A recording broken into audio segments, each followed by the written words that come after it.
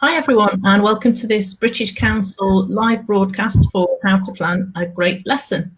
I'm here today with two of the educators from the course. Hi Claire. Hello Sally.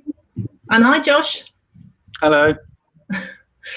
So we're here today for the next half an hour or so to answer all your questions about our course, How to Plan a Great Lesson, and to answer any questions you have about teaching English in general, or maybe just to give some advice and discuss things. So we'd love to have your questions. So if you have any questions to ask us, please post them in the comments below. And Claire and Josh are going to try and get through as many questions as possible in the next 30 minutes or so. If you don't have any questions, just say hi and tell us where in the world you are, please. But before we start with questions, Claire, can you just give us a little summary of what's happened on the course so far this week? Sure. So we're in week 1 of the course, and I think we'll be putting a link underneath this video for those of you that aren't on the course yet, so you can join us hopefully. It's a 4-week course, and week 1 is all about understanding your learners. So this week we've been talking about ways to get to know your learners, to find out their needs and interests. We've talked about how our learners are very diverse and things that they have in common as well. We've looked at motivation and how to build rapport, build a good relationship in the classroom. And also this week we're talking about differentiation. So that's planning lessons to make sure that they are inclusive and that they really take into account the diversity of needs and interests of our learners. So it's quite a busy week. Okay, brilliant. Sounds good.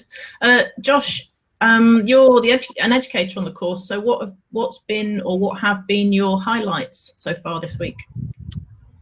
Well, I think I always love I love saying hello to everyone that's joining the course and seeing how many people from all over the world are there, sharing their ideas, usually with, well, nearly always with fantastically positive attitudes about learning more, helping each other, wanting to do better for their students. So I think that's fantastic. And of course, the first step is always really interesting.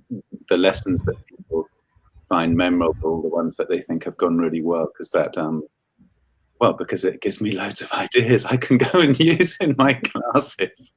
I hope it does for everyone else as well. So yeah, people have been really generous on that step, haven't they? And taken a lot of time to write exactly what they've done in a lesson. So you can really feel like, you know, you could take that idea and use it, don't you? Absolutely, yeah. All right, brilliant. Well, before we have got some questions. We've got lots of hellos coming in actually first. So I'm going to say hello back to people from Poland, Azerbaijan, that was hard to say, Spain, Cambodia, Algeria, Nepal, Romania, Iran, Spain, and then from someone who's having a cup of tea while they're watching, called Niwali, but I don't know where you are, and also from Ukraine. So we've got some questions that we've taken from the course to start us off. So I'm going to show the first question here. Can you see that question, Claire and Josh? Yes. Yeah. Okay. So this is from Anjula, who says, "What are the characteristics of a good teacher?" Is that an easy question to answer? And who would like to start off with that one? Claire. I don't know if it's easy or not. I'm happy to start. I think it would probably depend on the day. I might give a different answer to this. But I think today my answer would be someone who cares about their students and is genuinely interested in them as people, as well as, you know, as interested in their progress and how well they develop their English. I would say a teacher is someone who's very patient, and I think this is something you have to kind of develop, really, even if you're not a very patient person in real life. And I would say I'm like that, but in the classroom I can be very, very patient, because you have to be, I think, whatever learners you're teaching. So I'm going to start with those two things. Those are the ones that sprang to mind for me. What about you, Josh? I think Are you patient? Well, I hope I'm like you. I'm not always patient in the classroom. I very much try to be patient, and I think I'm quite patient in the classroom. But my answer to the question is, I think the key characteristic of a good teacher is wanting to be better, and I think that implies recognizing that none of us are perfect, and that there's always opportunity to do better for our students. So I think also, wanting to develop good relationships with your students in the sense of enabling them to express themselves and engaging them. I think it's very important to take on, depending on the learners, but to take on some of the responsibility for interesting them in what they need to do in order to become better language users, more competent at using language for the purposes that they want. So I'm not going to be as straightforward as Claire in that sense. Patient. What were your two were patient and? I'd say caring about the students as people. So like what you said about, being interested and wanting to develop a relationship as well. I think we agree there. Well, I'm sticking with wanting to be better. Okay, I agree. I think that's a good one. And we've just had a comment in from I'm just seeing if I can put this on the screen. Okay, from Abdullahi, who says someone who listens and understands the learners. That's great as well, isn't it? I think. Absolutely, definitely. Listening, very important. Let me see if I can put another question up here. Right, can everybody see that from Daniela? What can we do to make sure we engage learners during classes? That's a very common question, isn't it? Josh, you're nodding. Do you want to go for that first? Yes, of course. I was practicing listening though as well. I was waiting to listen. But I think that's very related to the main points at the beginning of the course. So, to my mind, what can we do to make sure we engage learners? I'm missing the bottom of it here. Is to engage with them ourselves as individuals, to try to understand them, learn about them, to show, not only to find out what their interests are, but also to actually show and demonstrate interest in that and plan in order to try to make contact with all of those individuals, engage them, and make space for ourselves in the class to actually respond to them as individuals, which involves trying to understand and engage them, I think. So yeah, I've lost the question on my screen for some reason, so I'm not entirely sure about what I'm answering it. Claire, have you got anything you want to add to Josh's comments? I think, was it Abdullah who just put the comment, we need to listen to our learners? I think this is really linked to that. So if we listen, we understand how learners are responding. We can understand what they need, what they enjoy. I think we should, not be tempted to go with the same activity every time because you think, oh, my learners love doing a board game, I'm going to do a board game, because even a board game gets a bit boring after a while. So I think you have to be always thinking about variety within your lesson and across your lessons as well. Because although learners like routine, particularly younger children, and it's important for them, the same routine and the same activities every time gets quite samey. So I think it's good for our learners and good for us as teachers if we mix it up a bit and try different things. Okay, great. We've really got a massively global audience today. So we're getting hellos from, I'm going to tell you some of the other countries. I hope I'm not repeating myself. We've got hellos from Pakistan, Sudan, Colombia, Netherlands, Sweden, Kurdistan, Myanmar, Hong Kong, Argentina, Peru, Brazil, and other ones that I've missed. So hi to everyone out there. Thanks for joining us today. Hi. And if you have just joined us, we are here today talking about our course, our British Council free online course called Teaching English, How to Plan a Great Lesson.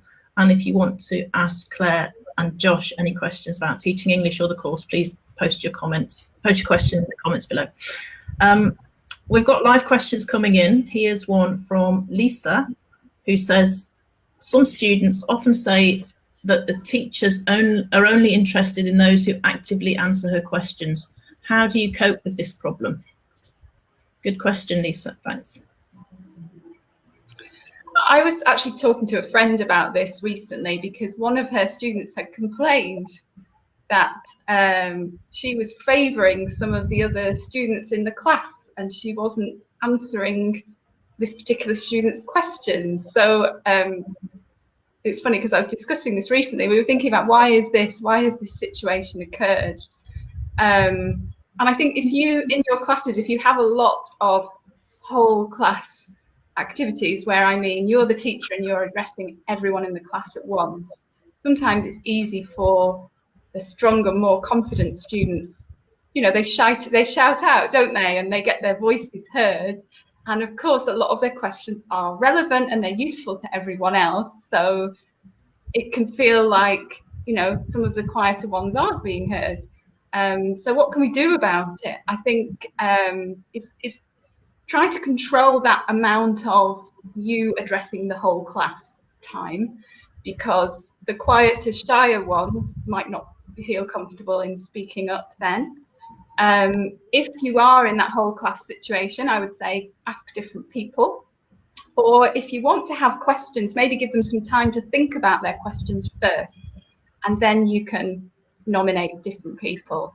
Another thing you could do is to get them working in groups more in the classroom. And then if you're going around monitoring them, again, it's easier for a learner to ask you when you're right there, you know, rather than you're at the front, they're over there, you might have 30, 40, 50 or more students, and they might not feel comfortable. So that's what I would say, Lisa. I don't know if that is any help to you.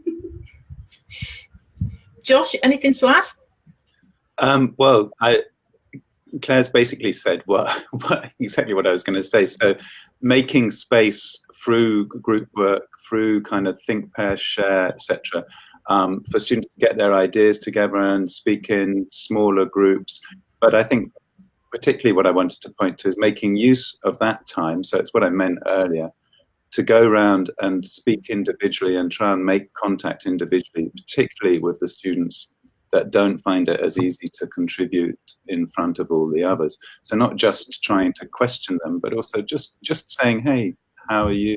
Or I take advantage of that, of those spaces to try and make contact with the students that I have less contact with.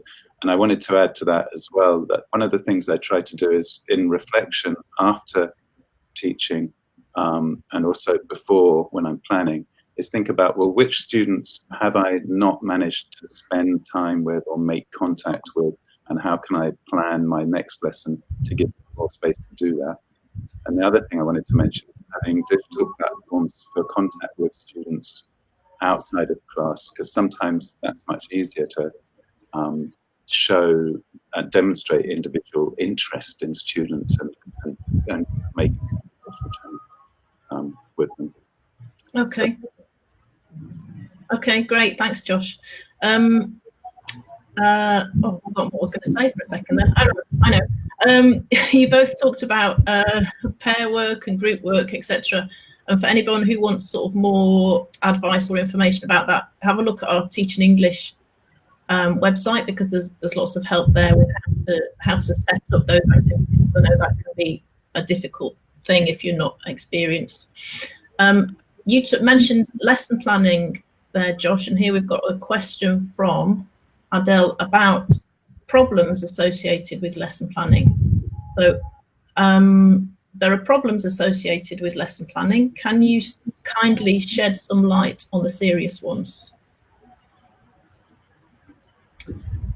That's for Claire. Are there any problems associated with lesson planning? That's for me, is it, Joshua? Go for it. Yeah, I'm wondering in what way to think about this question. Problems for the teacher, you know, what a teacher finds difficult, or like problems that show themselves in the lesson, you know, that can cause, again, problems for the teacher or the learners. If, you know, you think you've planned your lesson wonderfully and you go in there and suddenly, oh no, this isn't what I thought it would happen. So let me talk about that one then, perhaps. So you've got a great idea. Maybe you found it on this course or on teaching English, and you think that'll work with my students, and you plan the lesson and you have your. Shall I? Oh, Claire. Your material. Yes. Oh no, you froze for a minute. Sorry, carry on, carry on. Oh right, sorry. Yeah, what was I saying? Sorry. Okay, well, I had slightly different thoughts. I mean, I definitely recognise what Claire's saying, but I suppose the most immediate problem that I think can happen is ending up spending far too long planning the lessons, and sometimes I feel like I'm investing a lot of time trying to find the right things to engage my students and getting lost without kind of the overall feel to the plan is getting lost. I think I find like the 5-minute lesson plan template very useful. I'm not suggesting that necessarily I can plan a lesson in 5 minutes, but it helps me concentrate on the key things. So for me, the key things are, how do I engage the students? What task can I create, and what outcome, what can they produce that will be engaging for them and require them to use language or develop the language points that will be useful for them and that match my curriculum. So getting your priorities right. I think there are all kinds of other problems as well. That some people, some schools or institutions will demand particular kinds of lesson plans. So it depends who you're planning for. Are you planning for you? Are you planning for your students? Are you planning for some external observer or something? Be great. I wonder which kinds of problem we're really trying to address. I thought when I saw that question, I did think that for me, when at the moment I don't teach very much at all, but when I did, one of the big problems was finding time to plan everything as well as actually doing the teaching. So I think what you said is a really good idea, Josh, about those short lesson plans. Yeah, just to fix the basics. I'm going to move on to another. Just before I move on to another question, we've got a comment from Sidra. Sorry if I've pronounced your name badly. Who says they've already joined the course and is having a great time. So thank you very much. So anyone else who wants to join the course, there's a link below, and you can just click on that and do what it tells you to do, and you can join the course for free. Okay, a question about mixed levels, which is obviously something that we all have to deal with as teachers. So Ahmed says, what about mixed levels when we're planning a lesson? How can we incorporate that into our lesson plan? Who's going to answer that one first? Am I here? You're here, Claire. Go for it. I wasn't sure if I disappeared completely. Okay. I'm happy to start on this if you like. Tell me if I freeze. Okay, you're fine. I think this is something we're talking about quite a lot on the course this week when we're talking about differentiation, because that term covers lots of things. It covers basically different types of needs, interests, different types of learner. And one of those things is, I guess you would say, mixed level, which is, I suppose we're thinking we have some learners who are better at English than others, or they're more confident at English than others, or they do better in certain activities than others. We've got to take this into consideration because we want to make sure everyone's included, and there are lots of different ways that we can do that.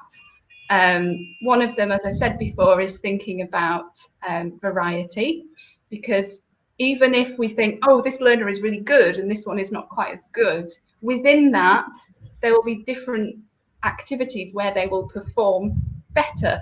Perhaps the learner who isn't very good actually works pretty well when they're on their own thinking and writing quietly, whereas the learner who is really good is a strong speaker and they're confident when they're doing things like role play. So there, I think we need to vary the activities. We need to think as well about what we want our learners to achieve, what would the outcome of the activities be. And I think where we see problems is if you have, for example, I'm going to do this reading activity and they need to answer these 8 questions. Well, if you've got learners who are quick and confident, they will zoom through the questions, and the other ones might only be looking at question 1 or 2. So we need to look at different ways of doing that, or different activities. And I would suggest things like activities that are more open-ended. So a reading activity where they then afterwards discuss with a partner what they understood, or have some other productive activity that, again, you know, it's not as clear when it's finished. Or you could give different choices to learners of how they respond to a text. So these are all some of the differentiation techniques that we've looked at in the course. There's a lot more to say, but I won't say any more. I'm sure Josh has got much better ideas. I've been listening carefully to your ideas, and I think they're very good ideas. But I think, well, just to start with, I think we're always teaching mixed levels in a sense. I mean, there's different things that different people would need and directions they want to go in, and that they can get out of the activities. Planning for differentiation is a really good thing to do, and it's difficult, or time-consuming to do it in effective ways for everyone. And I think we all recognise that. Although a lot of the things that we're talking about in the differentiation steps in the course are very useful. But I think another thing to take into consideration is trying to help learners become more reflective about their own learning and take on some of the responsibility for differentiating tasks themselves.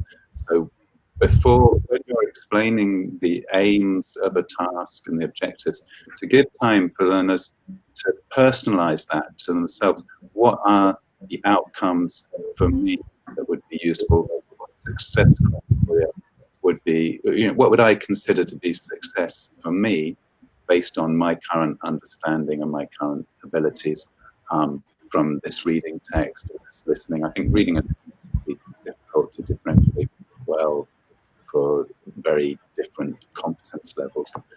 But yeah, so sorry to ramble on, changing it slightly, trying to help learners take on some of the responsibility for being active about their learning, deciding what can I get from this learning experience, how can I make this useful to me, helping them plan that. And that will be a lifelong useful skill. No? Okay, great answers. Thank you very much.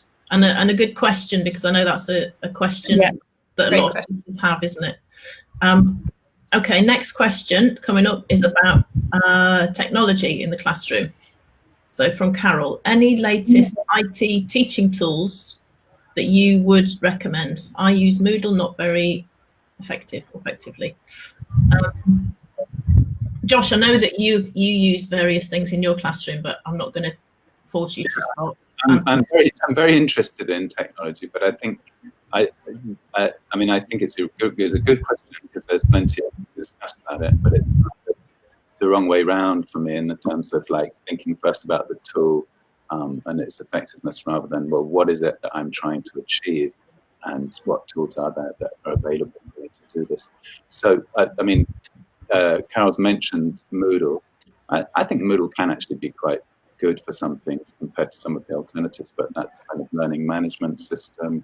I'm not sure. There are much more lightweight ways of staying in contact with students and setting tasks these days, like Edmodo or Google Classroom or Seesaw, in terms of actually just setting tasks, getting responses, speaking to them.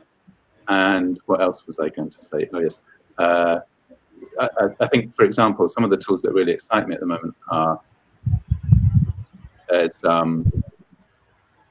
if you want to motivate students to speak English and they're in monolingual classes and they don't have a lot of opportunity to speak to English speakers, things like Flipgrid or Skype for the classroom, so you can connect with classrooms in other countries with different language backgrounds and use English as the means for communicating. Mystery Skype, connect by Skype and try and guess where the other classrooms are. And I'm also interested in things like voice interaction, speaking to computers, speaking to Amazon Alexa or Google's devices or your phone to get it to do something that motivates speaking. I think you have to be very careful about the privacy implications and informing students or parents about what you're doing and getting proper consent to do that kind of thing too.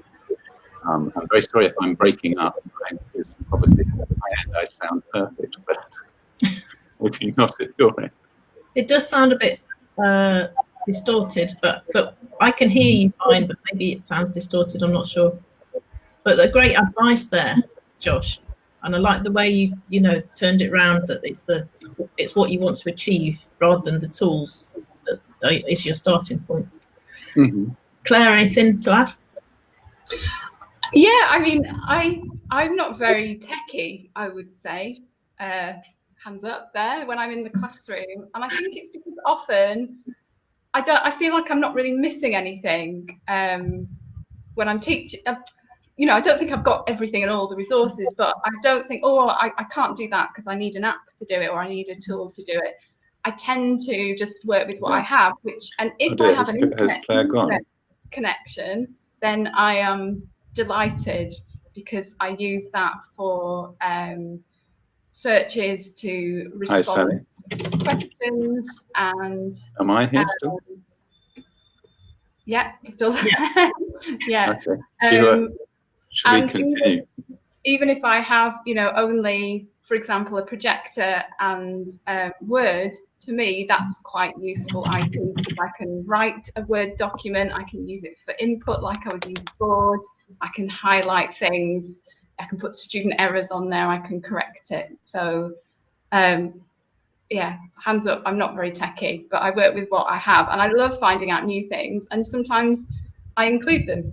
But I wouldn't say I go searching for a new tool and making sure that I use that. I tend to work with what I have. Okay, great. Thanks for those answers. I'm going to go from talking about technology to course books. So here's a question from Saida, who says, what about the course books? Should we follow all the texts, all the tasks in class? Well, I don't want to get anyone in trouble because sometimes schools say, yes, you have to, and you know, you've got your requirements from your institution, haven't you?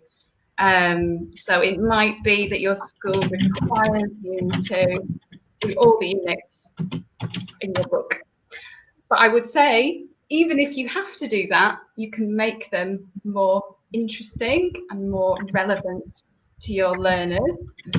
We'll be talking in the course about how to adapt your course book, and this is where, you know, we're looking at what we know and understand about our learners and how to adapt what we have to work with and make it more interesting and relevant. And one thing there I would say that I definitely do if I have to follow a course book closely is put in lots more speaking, because there's never enough speaking for me in a course book, and you can put it in so many places. If you have a reading, you know, talk about the title, talk about the picture, talk about the characters before. Afterwards, talk about what you read. The same with a listening. If you're looking at new vocabulary, you know, get the learners brainstorming what do they know words on this topic and talking to each other and doing a bit of peer teaching. Then, okay, they can do an activity in the book, and then, you know, add in a speaking activity where they can personalize the language as well. So I would say follow them if you have to, like, don't lose your jobs, you know, follow them if you have to, but you can definitely make them personalized and interesting. Okay, great. Josh, anything that you'd like to add about course books? I lost a lot of the beginning of that, but what Claire said sounded fantastic. Okay, yeah, sorry, we had talking about technology, which we were a minute ago. Sometimes it doesn't always work perfectly. So sorry about that. I've just realised that we've almost run out of time, actually. So I'm just going to put one question up very quickly. Well, one question to discuss very quickly from Camilo. It says, what would you do, teachers, what would you do if there are some inattentive or distracted students in your class? That's definitely something that's happened in many of my young learner classes, and not just young learners, sometimes adult classes as well. So have you got any tips on how to deal with that? John. Well, thank you. I think it's difficult, and it depends very much on the different contexts and the school culture and what recourses you have. But the first thing I try to do is not draw attention to the situation. I try to make space to be able to speak individually to those students and try to engage them in different ways, or at least give them the opportunity to change behaviours if behaviour has not distracting other people. Claire? Yeah, I think I agree. I think there's a temptation, isn't there, to go, listen, pay attention. But I think we need to be a bit more thoughtful than that and a bit more sensitive. And there could be a lot of reasons behind inattention or distraction. One of them could be they are just thinking about break time, okay, or they're not very interested in your lesson. That's a possibility. But there could be something else going on, you know, in their personal life or their home life. There could be something we don't know about that is causing them to zone out. So I would agree with Josh, actually. I would not call it out in front of the whole class. You don't want to humiliate people or embarrass them, but definitely, you know, set an activity and then go and speak to that learner and find out how you're getting on with this activity. And that, you know, if you need to, if it's unusual as well, or if it's prolonged, this behaviour, I would definitely find time to talk to them outside of class. Okay, great. One of the comments, I was just scrolling through trying to find it, but I can't actually find it now. So sorry about that, but it mentions students having a bad day. And yeah, you know, definitely. That happens, doesn't it? It happens to all of us. So yeah. Yeah, let's not punish people for that when you have bad days. Definitely not. Definitely not. And somebody else has mentioned a private talk outside. Sometimes that's good as well. Yeah, definitely. That was from Lena. We've also had comments saying, how can I join this course? So just to answer that quickly, Claire, how can they join the course? Oh, then I think there's a link under this video. So if you click on that, you'll go to futurelearn. And if you're not a member, then just register, follow the instructions, and then join us on the course. And there was the actual question. Yeah. Okay, great. Thank you very much. Okay, so we're going to have to wrap up there because we've actually gone over time.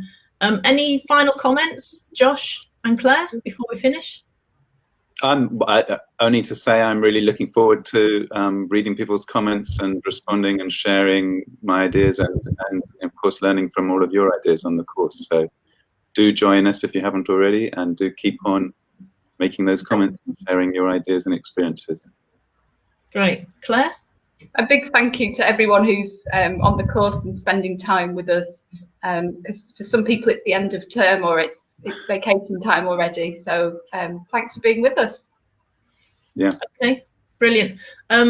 Claire and Josh, thank you very much for being here today, and thanks to everyone who's joined us, everyone who's put in comments and questions.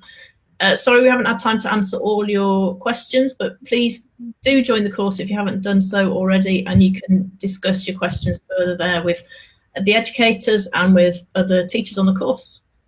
Thanks very much, and bye-bye. Bye. Bye.